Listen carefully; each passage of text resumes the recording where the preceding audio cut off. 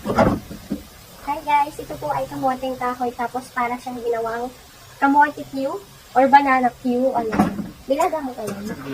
Hindi na po siya nilaga. Bali, diretso na ganyan. Pinarito tapos pinote ng asukal. Ayan.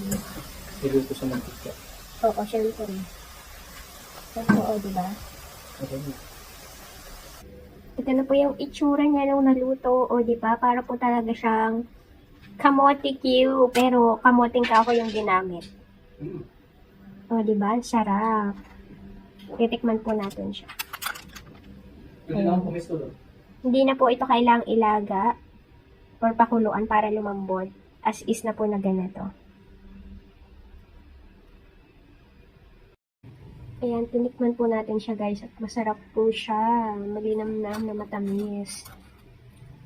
Ayan, pwede na rin kayong gumawa nito kung meron po kayong